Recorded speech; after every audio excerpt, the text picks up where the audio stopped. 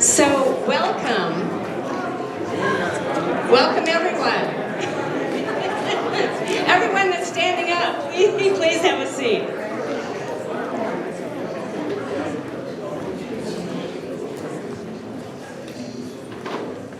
Welcome to Conifer Area Council's February 2025 Town Hall meeting, and thank you all for being here. We really, really appreciate it. A very, very special thanks to Core Electric, Cooperative, and to Christy and Tiffany from RE/MAX Alliance for their community support of tonight's meeting.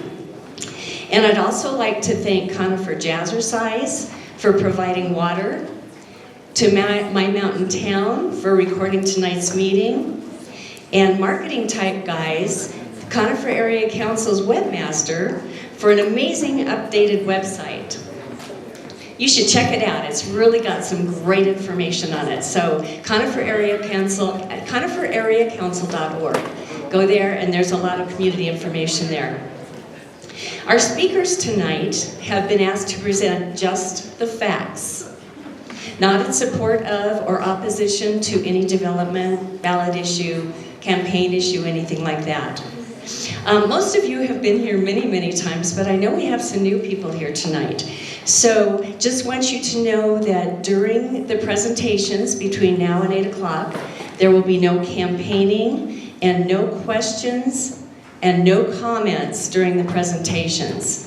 Then at 8 o'clock, you'll again have a chance to talk to the presenters and everyone with information at a table during that open house segment. And there's a lot of information here, so I hope you all take advantage of that. I know that there's some people here regarding the Beaver Ranch Dog Park.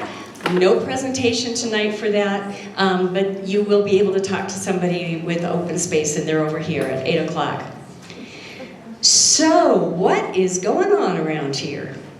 We have a lot of community updates and then a lot of amazing information tonight. First, we have the Chamber of Commerce Executive Director, Beth Schneider. Thank you, Shirley. Hi, everyone. Thank you so much for being here tonight and taking the time to learn more about what's happening here in our community. I'm here tonight to talk a little bit about what we're doing at the Chamber of Commerce with our events for 2025.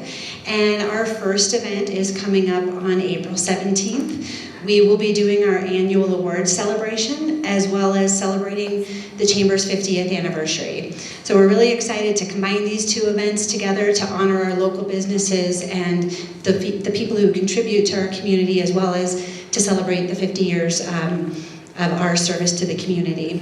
We also are doing, kind of in conjunction with that, a cover photo competition. So you may know that you all receive a printed directory with community information as well as local businesses. And on the cover, we always have a fantastic photograph of the Conifer area. And so we're looking for community members to contribute photos that hopefully they'll all be featured. At least one photo from every person who contributes will be in the directory. And then we're looking for the standout photo for the cover. It will be voted on by the community along with all of the businesses and community members that we're honoring at the awards. So if you're a photographer, please go to our website to learn more about how to submit your photo for the cover. And that directory is going to be mailed out at the end of May. It goes to 10,000 houses along the 285 corridor. So it goes far and wide, so it's a great opportunity for you to feature your art. We also have our big community events coming up. Elevation Celebration this year will be on July 26th and 27th. For those of you who haven't been before, it is a 2-day festival with vendors, performers. The Salida Circus comes. We have musical performances all day, both days. So we invite you to participate. We are also always looking for volunteers. So if you're interested in contributing to that event, come see me or visit our website to learn more about that. And then, of course, we finished the year off with our holiday extravaganza, the Christmas parade. I don't know the theme yet this year, but keep an eye out for that. And if you're business or organization is interested in putting a float in, the grand prize is $500. So it can go a really long ways for you in funding your organization. Last year, Tomahawk Ranch won, and $500 goes a long way for some of these organizations. So keep that in mind. And again, thank you so much for having me, and have a great evening. Oh wait, I did have one more thing. I know we're going to be learning tonight about some wildfire, how to protect your home, and different ways that we can help protect ourselves from wildfires. And I just would really encourage you, if you are doing mitigation or need any services to protect your home, look to the chamber first. Go to goconifer.com to find local businesses that can help you to take care of that. So thank you very much, and have a great night.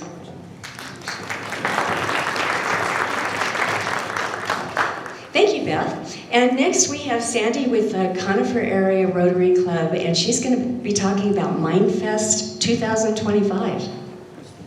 Thank you, Shirley. Thanks, everybody. Great to see everybody here tonight. Show of hands, who attended MindFest last year? Anybody attend? Yeah, did you have fun? Was it a fun event? Yeah, it was. Yeah, it was. So MindFest 2025 is coming up this Saturday. It is at Our Lady of the Pines from 10 to 2. And if you don't know what this event is about, it is about the love for our community and bringing resources to promote healthy mind, healthy body, healthy spirit, because it's a trifecta, right? All those things need to be together for people to be healthy. So we have some great speakers lined up. We have providers that are here in our community that will be with us at Our Lady of the Pines. It is a family event. It is a free event for the community. So we want folks to come, find out about the resources that are here in our community to help promote healthy mind, healthy body, healthy spirit. As I mentioned, we have speakers. We've got folks that are going to be doing some yoga and meditation. We've got a spirituality speaker. We've got suicide prevention speakers. We've got fun activities for kids to help them, have some healthy releases all day long. Come, bring your family, stick around for as long as you want. If you want to help us, we'll give you a job. We've got a lot of things going on here. We want to thank all of our sponsors for this event. But if you came last year, hopefully you saw how much fun it is. It's going to be even better this year. 10 to 2, Our Lady of the Pines Catholic Church. Thank you. Thanks, Sandy. Next we have Heather Gutherless, and Heather will be doing a presentation on Conifer area development happening, or maybe not happening, at least in the planning stages. She's going to talk a lot about that. Heather. Thanks, Shirley. And first, I want to just thank Shirley and everyone from the Conifer Area Council for always inviting planning and zoning to these meetings. I don't think I've ever said this, but I really appreciate being invited to these so that we can connect with the community on what's going on in planning and zoning. So I just wanted to say thank you. First, I'm going to talk about development review cases that we have in the works. So since November, which was the last time we had a meeting, we actually have one less active case in Conifer. And it's kind of interesting because in September, there was even one, or in November, there was one fewer case than in September. So it seems like we're maybe, I shouldn't say anything, but maybe it's, I won't say it. We have 2 new pre-applications that I wanted to talk about and 4 rezoning updates. I'm going to go through them kind of quickly because they aren't very substantial. So first I'll go through the 2 pre-applications, and these cases, pre-applications as a refresher, are very preliminary cases. If an owner of a property has an idea about what they want to do with their property, they can come into planning and zoning and find out what the issues might be that would come up around that proposal, and also they would find out what kind of process they would need to go to, what kind of information would need to be submitted, what kind of reports need to be done. And so it really gives people a good idea of whether or not they want to move forward with a proposal. These are not public noticed because they are so preliminary, and only about 40 to 50% of the cases, or actually 40 to 50, do not ever move forward. So the first pre-application is off of Crystal Way, which is off of Pleasant Park Road, and then you go to Olman Park Road. And it's a pretty minor rezoning case to correct a split zoning. There's an owner that owns two properties. They have two different zone districts. They want to make them all one so that they can subdivide the property into two properties. There's currently two properties, but one is zoned something different than the other, so they want to kind of even it out and subdivide into two properties. The other one is kind of similar. This is off of Bell Star Lane, and it is not that far from the 285 frontage road near the park and ride, which I believe is near Richmond Hill Road. I could have that wrong, but there's 3 lots, and one of them was never properly subdivided, so they want to combine all of those lots together. One of them is larger, there's 1 and 2 that are smaller. Like I said, one of them is improper, so they want to combine those all together and then end up with 2 lots. Next, I'm going to go on to the rezoning cases, and this is when things get interesting. So when somebody makes a formal application, that's when we really start notifying the community about what's going on. Matter of fact, with rezoning cases, it starts even before somebody makes a formal application. In order to make the formal application, the applicant has to hold a community meeting to discuss their proposal. After that, they can make the formal application. Then planning and zoning staff makes sure it's sufficient, has all the right documents, and we send it out to a broad variety of agencies, and homeowners associations and property owners within a certain radius will also get notification. And this is a great time to start making comments on a proposal. Actually, community meeting is the great time to start making comments, and then you can really start making more comments at the formal application. After that, it kind of goes through a process where it might go back and forth with referral agencies, and then eventually it goes to 2 hearings, one before the Planning Commission. Planning Commission is an advisory body, but there is a public testimony that can be taken there, either virtually or in person. And then it moves on to the Board of County Commissioners, and the Board of County Commissioners, again, takes public testimony, in person or virtual, where people can come and give their information about how they feel about the case. So those are your times for public comment. The first rezoning that I wanted to talk about is one that actually has been through the process. It was approved by the Board of County Commissioners on December 10th. And it was a rezoning from MR2 to MR1, and basically it was one of those situations where they wanted to have some different uses that are allowed in MR1 that aren't allowed in MR2. One of the ones that I think maybe is of most interest tonight is the one on Shady Hill Circle, and this is near 285 and Richmond Hill Road. It is 22 acres, and they want to rezone from A2, which has a 10-acre minimum lot size, to A1, which is a 5-acre minimum lot size. The area plan for this property recommends 1 dwelling unit per 5 acres as long as some additional wildfire policies can be addressed. So that involves doing wildfire mitigation planning at the time of the rezoning rather than at the time of subdivision plat. The next case is also one that is nearing the end of the process, but the hearing is coming up on February 25th. This is a case that is down in the Pine Grove area. Property owner wants to rezone from commercial to planned development to allow the existing residence that's already there. And this went to the Planning Commission a few weeks ago. They recommended approval, and it's going to go to the Board of County Commissioners next Tuesday. And the last rezoning case, this one also might be interesting, is in the Conifer, what we call the Conifer Activity Center. So that's an area that does recommend more intense uses. This is the property that's kind of wedged between Highway 73 and 285, and it's about 10 acres. They want to allow light industrial office, some limited outdoor storage, and residential uses. The plan does recommend residential, mountain light industrial, and office in that area. The outdoor storage is something that would not be recommended by the plan. And one of the big things that I wanted to talk to you tonight was about Together Jeffco. We are at a stage in the Together Jeffco process where we are asking for public input. Together Jeffco is a process that the county started almost 2 years ago now to update 4 different plans and our regulations all at once.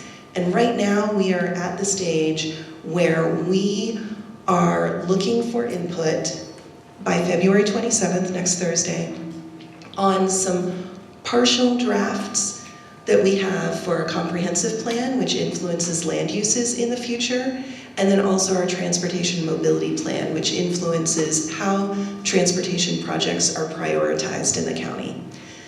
Go to togetherjeffco.com and you'll scroll down a little bit and see these buttons where you can click on either the text or the maps.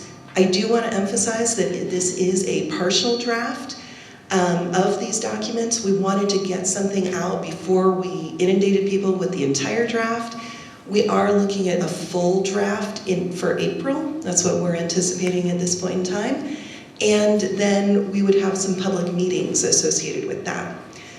We are, for this partial draft, we are only accepting comments online, so please go there, put comments into either the maps or into the text document. Then, as far as the rest of the process, we are looking at a final draft to be going out July or August of this year, with hearings before our Planning Commission in September. And as a reminder, since the comprehensive plan and the transportation mobility plan are advisory documents only, so they're not regulatory, they do not get adopted by the Board of County Commissioners. Per state statute, those items are adopted by the Planning Commission. If you have any questions about any of these documents or any of the development cases that I talked about, the case manager's information is in the packet that was at the front of the room, and you can also come talk to me about this afterwards. Thank you.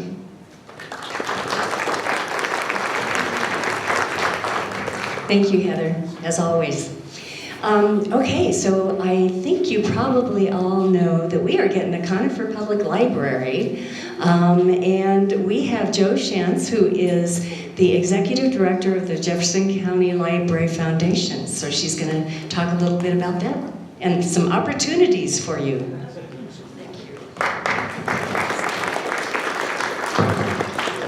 Thank you.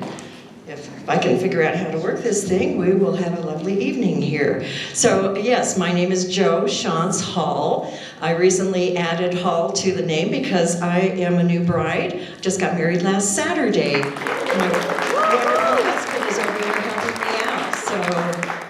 So anyway. So as I was introduced, I am with the Library Foundation. So we're not the library. We are the 501c3 nonprofit that supports Jefferson County Public Library. So we provide fundraising support and advocacy for all 10 Jefferson County Public Libraries. So tonight I want to talk to you a little bit more about Conifer Library. How exciting that the library gets to move, and it's going to have better hours and just more services and activities for local residents. So we're really very excited about that.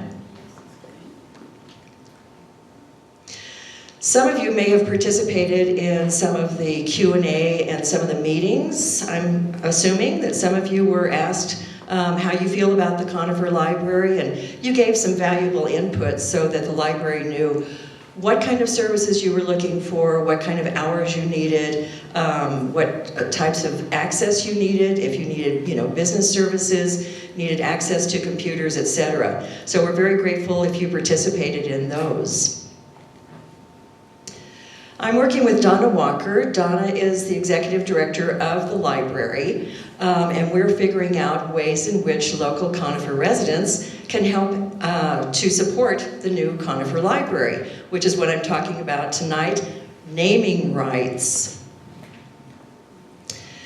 But before we get to that, in case you didn't know, these are some of the stats that are related to the Conifer Library. So did you know, for example, in 2023, we don't have the 2024 numbers quite yet, that over 50,000 items were borrowed from the Conifer Library, and that over 35,000 people or individual visits occurred at your Conifer Library. So it's a very popular space, and we're really delighted that we get to move and we get to expand. The new Conifer Library is going to be close to the Safeway store, so it's on Main Street, if you know where that's at, and that's kind of the picture of how it's going to look. And again, offering lots of new amenities and opportunities. So as the library conducted a lot of its community activities and gained input, this is kind of some of the things that came up with. They wanted a physical collection. They wanted a study space. They wanted a quiet study space. So all of these different activities are going to be captured in this new space. Events. So there will be a community room, etc., children's area, teen center. So just all sorts of different ways that you can enjoy your Conifer Library.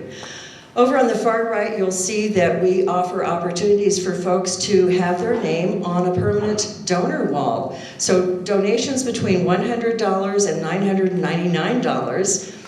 If you donate to Conifer Library, you will have your name or the name of a loved one. If you want to put this in memory or in honor of someone, we'd love to have that name up on the wall. Here are some of the opportunities that we are providing, but I will warn you, most of these opportunities are already gone. The children's area at $5,000 has already been captured by, I'm going to look at my cheat sheet here. Laura Coffey, her family, she and her family, $5,000. Judith and Mark Cook Family Foundation gave $10,000 to name the community room. The Conifer Area Council, bless you, you came in at $3,000 for the study room. Stan Harsha and his family, $3,000 for the community art walls. And just recently, a lady named Judith Atwater came forward with $3,000 for the teen area. We also have someone who's put in a bid for the reading alcove at $3,000, but we do have other opportunities. If you would like to name a part of the new Conifer Library, we would love to have you do that. The new opportunities that we have, $1,000 will name one of the kiosks, the self-service kiosks, and then another $1,000 would name the laptop checkout. So if you're interested in any of these opportunities, I would love to talk to you and see your name up on the wall showing how you are supporting your Conifer Library. We also have, I'm so happy to announce, $25,000 that's going toward extended hours. So how many of you have been to Arvada and have seen the Express Library that they have in Arvada? That means after hours or before hours, you can use your library card, swipe it, go into the Express Library. You can pick up your books, you can make copies, you can do other business services, all on your own. They're not manned by library staff, but it gives you the opportunity to enjoy the library. So, what I'm asking is for you to please make a gift, show your love of the library and your Conifer community by making a special gift, again, using your name or the name of a loved one or in honor of or in memory of, and we would love to show your support on the walls at Conifer Library. Thank you.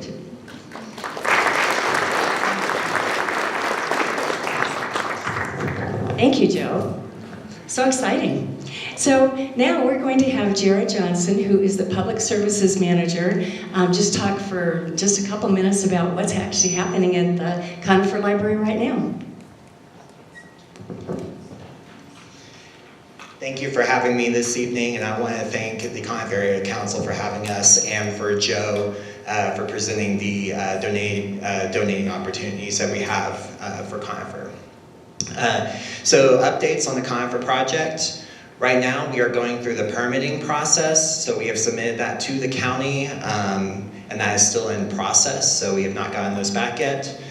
And then on top of that, we have a board meeting coming up tomorrow at 5:30. You can attend it if you want in person at Lakewood Library, or it's virtual through Zoom.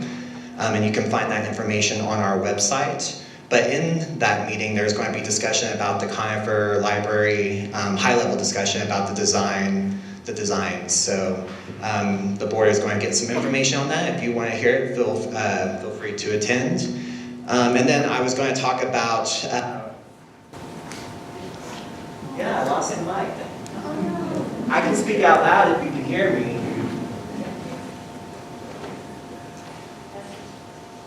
All right, well, I'll just project. So while we wait for the new Conifer Library to be built, we are still in the high school, and we encourage you to come visit us because we got plenty of fun things happening and some programs that are coming up on Sunday from 10 to 12. We are celebrating the hit book series, The Wild Robot. So we're going to build your own, we're going to have an opportunity to build your own bras, we're going to do watercolor art projects, robotics play, and we're going to show the movie as well. So feel free, if you want, to bring your kids and come to that. On March 9th, we're also doing from 1 to 3 a cricket program to show you how to make your own stickers. So that is by registration, and that registration will open on Sunday. So if you want to be a part of that, feel free to register for that program. When it comes to any building project updates or programs, feel free to visit our website at jeffcolibrary.org. All the most updated information on the programs and building projects will be on that website. Thank you. Thank you so much. I think, maybe not. Maybe I'll yell too. Okay. In August, it was the quarry fire. In January, the California fires. You always hear about wildfire mitigation, defensible space, but what else can you do to help save your home from wildfire? You can actually harden your home, and as I've been talking to people, a lot of people don't have any idea what that means. So Jordan Ambrogi from CORE is here to talk about that tonight. Jordan.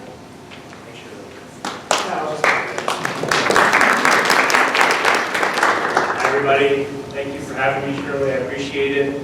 My name is Jordan Ambrogi. I'm the Wildfire Mitigation Program Manager for CORE Electric, but I'm also a certified wildfire mitigation specialist through the NFPA. So tonight I'm going to be talking about steps you can take to protect your home from wildfire.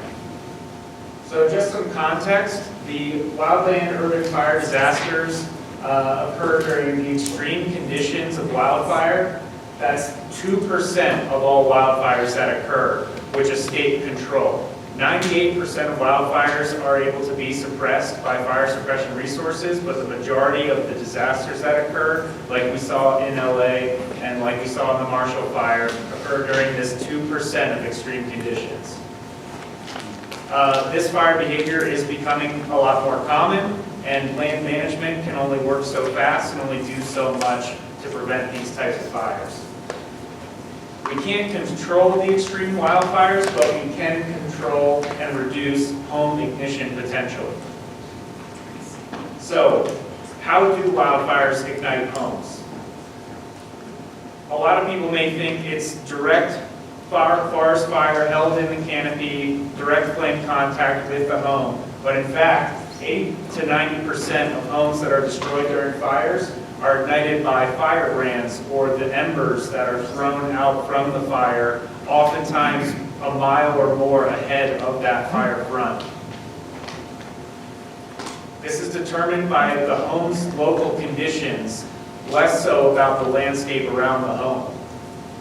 So when wildfires transition to an urban conflagration, like we saw in the Marshall Fire, like we saw in LA, like we saw in Lahaina last year, fire suppression resources are quickly overwhelmed because one house ignites the next, and then the next, much more quickly than firefighters are able to put out the fire of that first home. So once it's in a densely packed neighborhood like that, it's very difficult to contain.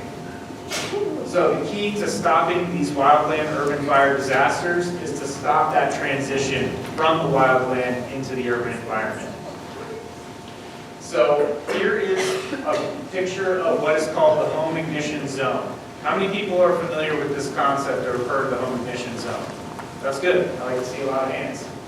We're going to focus on the immediate zone, so the 0 to 5 feet surrounding the house and everything from the house to the roof on down. So the intention of mitigating within this zone is to avoid direct contact from flames on the surface and to avoid exposure from high-intensity canopy fire, but as well as prevent ember entry into the home. So this considers the entire home and the contiguous combustible material that is connected to the home, like your decks or wooden fences or garages, things like that. These vulnerabilities to these areas largely come from that ember accumulation and entry into the house. So this includes the home from the roof, chimney, gutters, eaves, vents, exterior walls, and the windows, as well as the attachments I mentioned, and anything within 5 feet of the foundation. So garden beds, planted bushes and things like this, just immediately surrounding the home. The goal is to prevent ember accumulation against flammable material or entry into the home. Non-combustible materials are preferred, especially for the roof. I understand it's expensive to build with non-combustible materials. So mostly we're going to emphasize the low cost but very effective mitigations you can take. One thing I will say is if you have a wooden roof, there's not a lot that you can do that's going to prevent fire from setting that roof on fire if you have shake shingle roof, other than replacing that with asphalt, terracotta, or slate roofing. So one of the big and free mitigations that you can do is to keep the roof and gutters clean of leaf litter and debris, pine needles that accumulate over time. In particular, the areas where the flammable material tends to collect due to the wind are the same areas and nooks and crannies where embers and firebrands are going to collect when that fire is casting them and the wind is taking them. It's going to collect in those same areas and potentially ignite any material that's in there.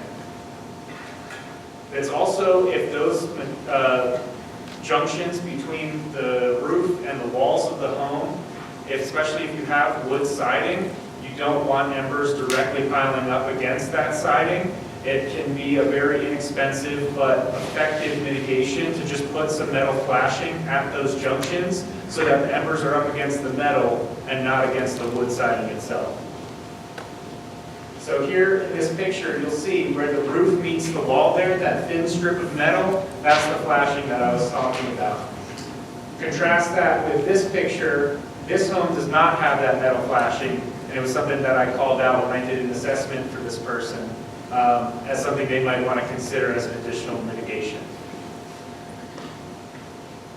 Moving on, any gap or opening should be screened with a fine metal mesh. The recommendation from the NFPA is 1/8 inch metal mesh. This is another kind of cheap and easy mitigation, but any vents, gable vents and vents within the eaves or potential gaps between surfaces of the home where embers can get into those nooks and crannies, if you screen those off, you'll prevent the ember entry into the home. They can be between shingles and the wooden rooftop, air circulation vents as I mentioned, or at the base of the exterior wall material. So it's good to take a walk around the house looking for any kind of areas where a small ember, and they can be very small in size, could get in between something that's non-flammable but contact something that is flammable. Just something to note for PVC siding and vinyl siding, anything that's plastic can melt and fall away, which would potentially expose the flammable wood underneath that surface. So that's where that intermediate zone comes into play. That's the 5 to 30 feet out where you really want to keep any potential for crown fire away from the home by thinning the trees within that area and making sure that it doesn't sustain crown fire that close to the home. Just to talk about windows for a moment, the best assemblies are double pane tempered glass within a metal frame. The worst is plate glass in a wooden frame, and there are a few reasons for that. Tempered glass is built to withstand high heat, but it also doesn't shatter in the same way as pane glass. When pane glass shatters, large pieces of it will fall away, whereas tempered glass, is that working again? Okay, rest my voice a little bit.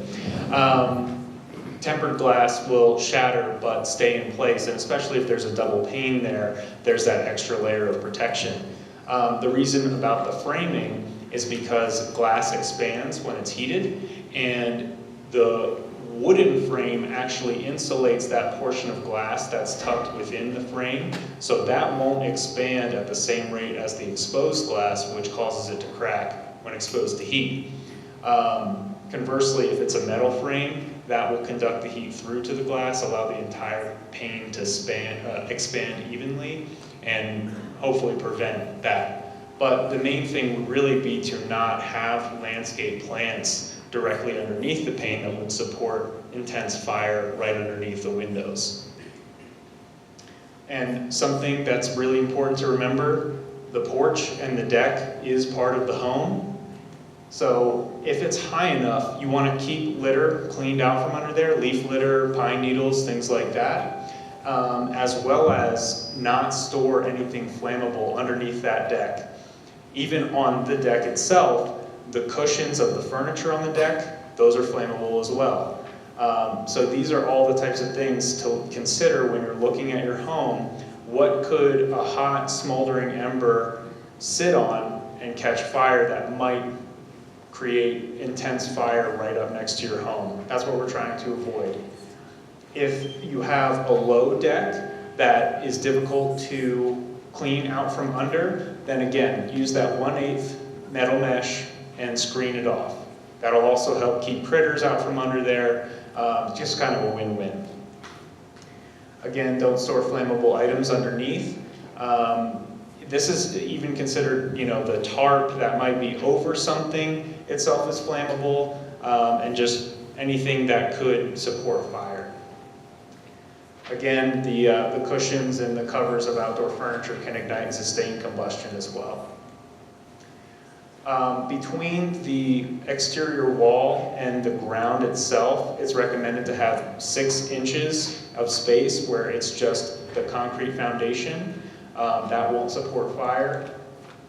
Remove the firewood pile away from the side of the house. I know it's convenient to have it up against the house or out on the deck, but that is something, especially if you have to evacuate and come home, in a lot of cases you'll notice the firefighters have kicked that stack of firewood out away from your home because it's just an easy place for embers to get into the nooks and crannies, and obviously it's made to burn, so it is a huge source of risk. And then that area within 5 feet of the exterior wall should not support any fire. And something to bear in mind is that these firebrands will ignite wood mulch, recycled rubber, pine needles. So really, fine gravel is the best thing to use for landscaping within that 5 feet of the base of the home. And you should landscape with plants that do not burn intensely, like just flower bushes and succulents. That's really the best thing. Really avoid juniper. That would be my #1 recommendation. If there's juniper anywhere around your house, remove it. Not only does it burn and dry out easily, it also contains a resin that makes it burn even more readily than other plants. So these are just a couple pictures of examples of what that kind of landscaping can look like. Like I said, with the gravel, the succulents, the low flowers, and nothing too close to the windows, right underneath the windows that would sustain intense fire. So that's all I have. If you're interested in more information about CORE's wildfire mitigation program, I'll be standing back there. I have some brochures for you, so happy to answer any questions you may have. Thank you very much.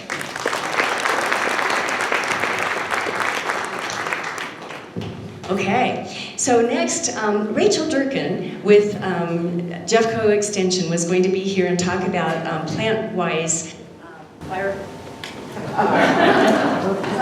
fire-resistant plants. She was not able to make it because of pregnancy issues. Marilyn Salzman is going to go over just 3 slides with us regarding that. When Shirley asked me to do this, I didn't tell her that I inherited my mother's black thumb. So me talking about plants is kind of ironic, but I can keep it short.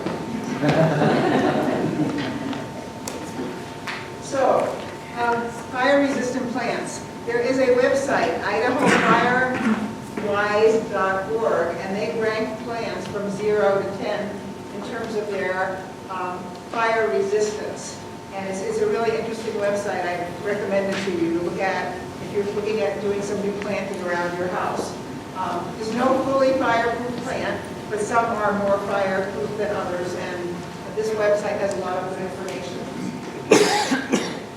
So things that make plants more fire resistant are low oil or resin content, high moisture content, compact growth form, green stems, and if they're drought tolerant. Those are some of the characteristics of the more fire-resistant plants.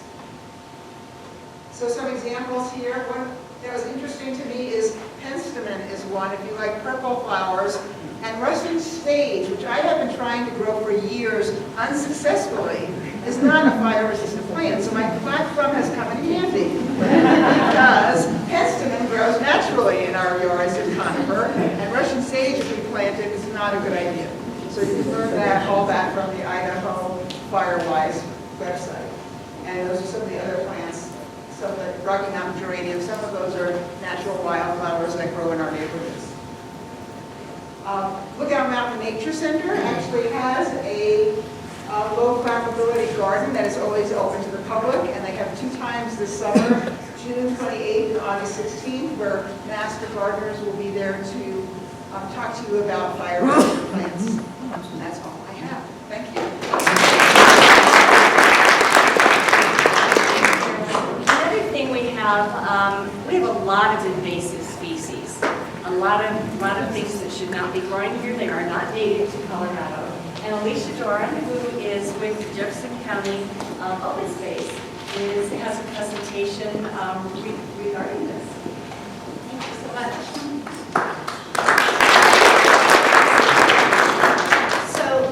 I'm the invasive species management coordinator, and the invasive species management is a part of the general fund.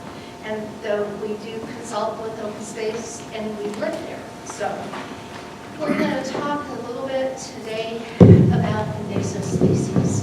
So I just like to start my talks off with the questions. Okay. Raise your hands. Who thinks earthworms are native to Colorado? You guys are wonderful. You guys know that they're not.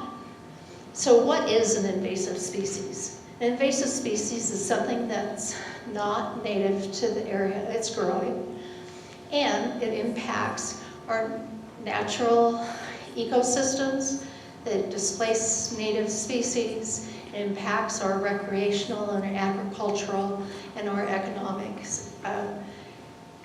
They move in and take advantage of voids in our systems.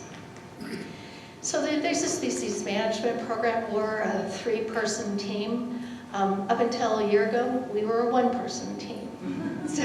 But we've been very lucky to be able to hire 2 full-time specialists. So the majority of what we do is enforce our noxious weed and our pest laws. So for noxious weeds, our jurisdiction is within the non-federal unincorporated portions of the county. For pests, it's the non-federal portions of the county. So as you can see, we have a lot of parcels that we get to visit. So what do? We are the point person for education outreach. We are the technical expert for the county. We do some enforcement And then we also make sure that we are in compliance with state rules. So we work with things like that are nuisance pests. So things like Japanese beetle, emerald ash borer. You guys have all heard about those in the news here recently. And has Japanese beetle gotten up to this elevation yet? Be thankful, because they are just taking over down in the urban areas of the Denver metro area. So we also assist CPW in doing some surveys for aquatic nuisance species, things like the New Zealand mud snail, which was found in Bear Creek about 2 years ago. We also work with vertebrate pests, prey dogs, when they're encroaching on neighboring lands. And then also, there are a number of species that are not yet known to occur in Colorado or Jefferson County. And if they were to occur here, we would assist CPW in getting rid of them. So most of what we work on are regulated pests, pests that have been designated by either the county, the state, or the federal agencies. And so here in Jefferson County, the one that we spend most of our time on is mountain pine beetle. So mountain pine beetle spends most of its life under the bark of trees. The larval form feeds in vertical and horizontal tunnels, and it causes a disruption in the movement of water and nutrients, which then eventually kills the tree.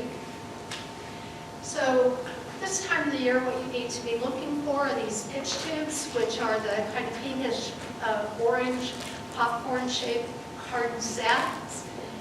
And then if you are seeing that on your tree, you need to peel the bark back about the size of your hand above there to look for those galleries.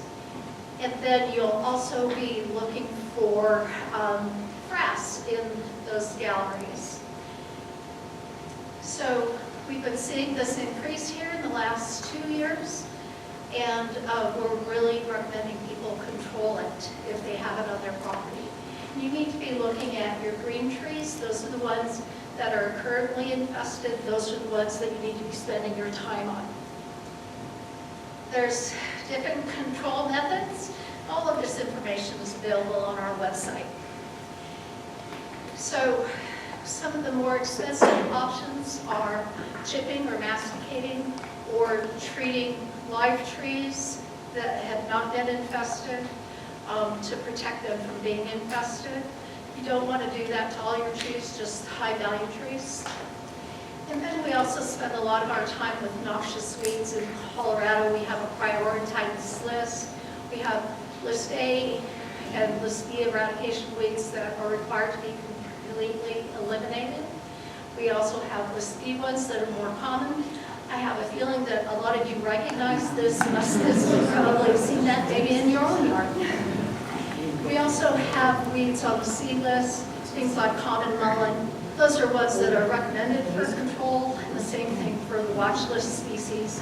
Ones that we're not quite sure yet how they're going to manifest themselves here in Colorado, but we recommend controlling those too if you have them.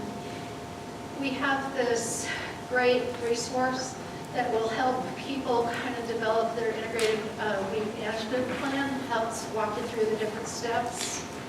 And then that's it for me. So thank you very much.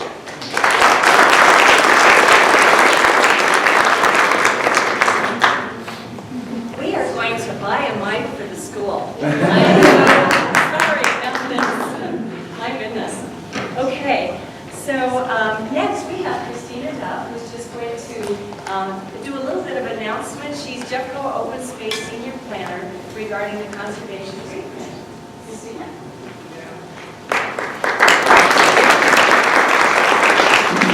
Good evening. This is not my picture. My counterpart will make it tonight. But we're here just to introduce you and invite you to attend an upcoming open house that we have in regards to our updated conservation grading practice, which is our 5-year master plan. We're going to be right here at West Jeff Middle on March 3rd. from 5 to 7. And it's just a drop-in to get some feedback on our high-level draft goals. Many of you participated in the resident survey in 2024, so we thank you for that. And this is our next step. So we've heard from you. Here's what we're thinking about doing for the next 5 years. Did we hit that mark? So we'd love to talk to you about that night. We've got handouts on the table. And if you have any questions, we'd love to talk more. So thank you. Thank you, Christina. Next, we have Colorado State Representative Tammy Story, and she is going to speak loudly and up front so you can all hear her.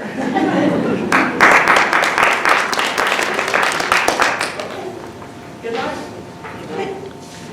Hi everyone, I'm Tammy Story. I'm your state representative, and I represent House District 25, which includes this area. It's the foothills of Jefferson County, south of I-70, and then a portion of unincorporated Littleton around the Chatfield High School articulation area. So we are in the midst of session right now. It starts in early January and runs till early May. It's a total of 120 calendar days.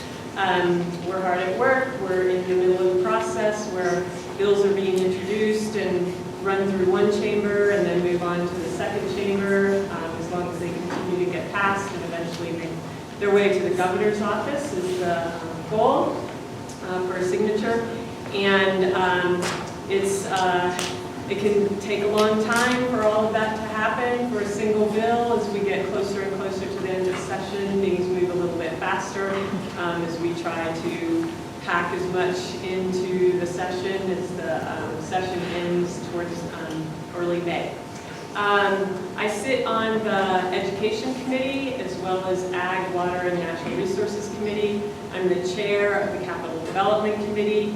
We look at all the construction needs, capital needs for all of our state buildings, which includes the Capitol complex where the Capitol is and some of the support buildings surrounding it, and then other buildings like the Department of Health, the Department of Revenue, and then also all of the Department of Corrections, so all of our state prisons, as well as our institutions of higher education that are public as well, our four-year institutions as well as our community colleges, and then all of our state parks and their buildings, their welcome centers, and their parking lots.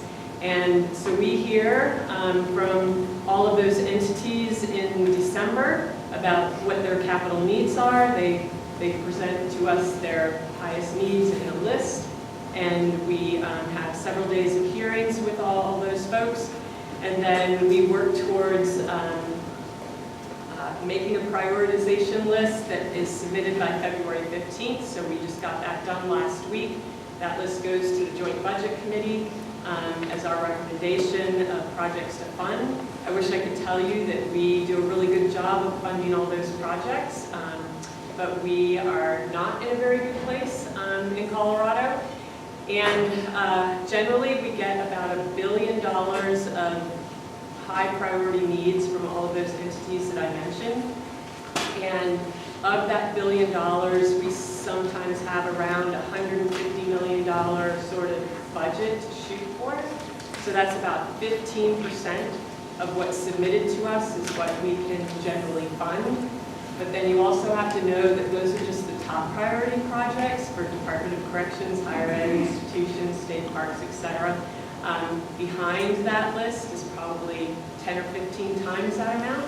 So 10 or 15 billion dollars of capital needs in the state, and we really end up funding about 1.5% of that, and that's due to very limited budget that we have. And this year in particular, we have less funding to work with than we had last year. We are about $700 million short of having funding we need to cover everything we covered last year. But you add into that another $350 million from a ballot initiative that passed that funds local law enforcement. I don't know if you all remember that from the November ballot. But that puts us about $1 billion behind of being able to fund everything that we should. So we will be making cuts to programs and systems in order to have a balanced budget going forward. So it's not going to be a great funding year. It's not a good year for legislators such as myself to be working on bills that have any kind of a fiscal note, because if they do, it's unlikely that we'll be able to get it through. So just bear with us. Feel free to reach out to me anytime. My website is on the General Assembly page, and Angela's coughing at me, hoping that I'll leave the stage. But feel free to reach out, or I'll hang around for a little bit if you have any questions. Thanks so much for being here. Thank you, Tammy. And next we have Senator Mark Baisley, and he's going to be talking for just a minute about what the Senate's doing. Mark. You folks just talk. Hi, everyone. Good to see you all. So I'm that guy. And, just proud to serve as your state senator. So there are three areas that I focus on. And first, let me say, last year in the state legislature, we set a record of 705 bills, which is like 30 more than the record from a couple of years earlier. Let's just see how much we can micromanage your lives this year. I hope we don't go that far. It was too much. But anyway, I focus on three areas: economic opportunities, and safety, and education. And so those are my focuses on bills that I will carry as well. So on economic opportunities, we broke ground just this past September on the new quantum tech park in Arvada. So that is as a result of our winning the tech hub for quantum, which was a huge win. We were up against several other states, and so we got that designation from the federal government. We put in matching funds of like $74 million of Colorado taxpayer dollars, which is hard for a Republican to swallow. However, the return on that investment is like $1 billion coming back our way. So we already have built a campus, so this is the education piece to all of this. We've already built that first quantum park in Arvada, so right here in Douglas County, and it's managed by Colorado School of Mines. So very cool stuff, but if you're not plugged into the quantum computing world, that's the next generation of quantum computing, and it's going to change everything.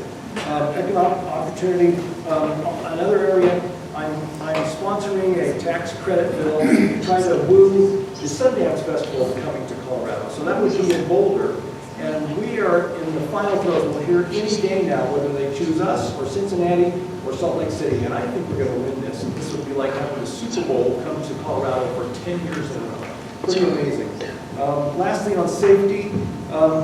So I'm carrying a bill, 147, that's trying to reverse, I hope this works, hope it passes. It will reverse the law from 2013 that prevents law enforcement from working with the federal government when they arrest someone, not sweeping, but when they arrest someone for a crime that they suspect is in the country illegally, then they cannot currently work with ICE or any other, so this would allow them to do that. And lastly, since my time is up, working on a project, artificial intelligence to try to preempt wildfires. So very cool technology comes out of Lockheed Martin right here in Jefferson County to help us to place fire aircraft on the place where a fire is predicted to break out before it does. Anyway, it's always good to be here. Shirley runs a tight ship, as you can all see, but I love talking with everybody, so I'll hang around for quite a while. Thank you for being here. Good night.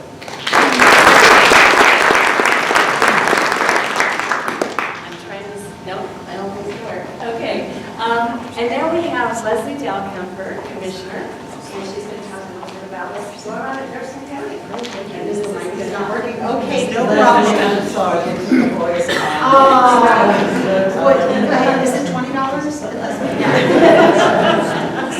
Hi everyone, I'll use my outdoor voice and project, and hopefully you can hear me all right. I'm Jefferson County Commissioner Leslie Dalkemper. I serve on the Board of County Commissioners with our newest County Commissioner, Rachel Zenzinger, as well as Andy Kerr. We are so excited to welcome Rachel to the Board of County Commissioners. She's got about a month into office, and already her breadth and depth of experience has been extraordinary, especially as your county commissioners watch what is happening in the state legislature and how different bills either positively or potentially negatively could impact Jefferson County. In fact, just today I testified on 2 bills related to wildfire resiliency. So please know we're watching those issues closely. Just one quick note about Commissioner Zenzinger. She served in the state Senate, and she was also the chair of the Joint Budget Committee. So as you heard Representative Story talk about those budget challenges facing the state, you can bet we're watching closely to see how those potential cuts could affect services and programs right here in Jefferson County.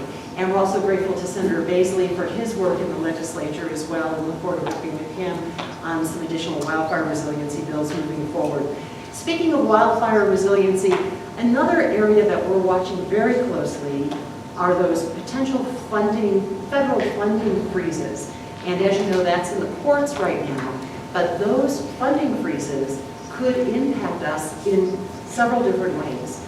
Areas regarding public safety, roads and transportation, human services, wildfire efforts, reducing our risk here in one of the highest risk areas in the state and in the region. In fact, we are applying at this time with the help of an incredible leader in JETCO, Brian Keating. He's our fire management officer. He's been here at the Conifer Town Hall, and he's in the middle of applying for a $10 million grant, which would mean tremendous opportunities in terms of reducing our wildfire risk. Some of the ideas that we have been talking about is creating a micro grant for those of you who need some additional assistance to build or create more defensible space to lower wildfire risk around your home and in your neighborhoods. We're also looking at how we can build up the fire management office so we can do more work that's related to mitigation around rights of way. We know how important that is to you and to us, especially when it comes to evacuation in communities where there is only one way in and one way out, which we know is a concern across Conifer, Evergreen, Pine, and in our foothills communities. In addition to that, we want to thank our JETCO community for approving 1A, which removes artificial caps and now allows us to invest dollars over the Tabor cap right back into services and programs. And it focuses on 2 main categories. The first one is public safety, and part of public safety is wildfire resiliency. The second category that the dollars can be used for is public infrastructure, road improvement, bridges, culverts, all those important infrastructure needs that we have here in Jefferson County. So thank you, JETCO voters, for approving 1A, and I want to put something on your radar screen, and that is, in about a couple of months, we will be asking community members to consider being part of the Citizens Advisory Committee that will work with us to determine in these 2 categories how best to leverage these surplus dollars that we have for the greatest gain, for the greatest effectiveness in those 2 areas. So if you're interested, keep your eye on jetco.us, our website, for more information. Just real quick, going back to those federal grants, just to give you an idea of the scope and the potential impact on Jefferson County, Jefferson County receives about $100 million in federal grants affecting those areas I mentioned earlier: public safety, roads, transportation, human services, and more. It's about 130 different services and programs through our sheriff's office and other areas. And that just gives you an idea of the potential impact, and an additional $100 million through human services. I want to close on a positive note, if that's all right, Angela. I know they used up all my time, so I'll take just 10 to 15 seconds. I want to take a moment to recognize our JETCO Open Space volunteers. Do we have any who are here with us tonight? I see one hand pop up, a couple hands here and there. Huge thanks to you. We had an opportunity. I wanted to just mention briefly our conservation awards that were hosted by JETCO Open Space. We have hundreds and hundreds of volunteers across our county who are stewards of 230 miles plus of trails. And I don't know where we would be without you, and we want to recognize you and thank you for your tremendous work. And here's a stunning data point to leave you with. It's a positive one. When you add up all the hours that our amazing open space volunteers dedicate to our county, it is the equivalent of an investment of $2 million in our parks and our open space. And that's thank you so much. If you have any questions, any concerns you want to share with your Board of County Commissioners, you can contact all three of us at commish, COMMISH, @jeffco.us. Great to see you all tonight. Thanks so much. Thank you, Leslie. So, just so you know, in the next day or two, there will be a video. You will get a link if you have signed up on our list, our email list. It will also be on our website, so coniferareacouncil.org. So you can watch this again or ask your neighbors to watch it. Please stick around and talk to all of the different presenters. We've got a lot of people representing open space. Our community ambassadors, if you are new tonight and do not know who your community ambassador is, please go talk to them because they are a critical piece of the whole community. So please talk to them. Talk to Georgia about home hardening. We've got lots of brochures on invasive plants and the fire-resistant plants. All kinds of information here tonight. So please stop by and get that. I think there's still some water, coffee, maybe cookies in the back. We do have the Conifer Rotary goes back to their table. They've received a $25,000 grant for thinning along the edges of dangerous evacuation routes. And you can volunteer to help with that. So go and sign up at the Rotary table, but please stick around and take advantage of all the information and all of the expertise here tonight. Our next town hall meeting is Wednesday, April 16th, and we hope to see you all here. Thank you so much.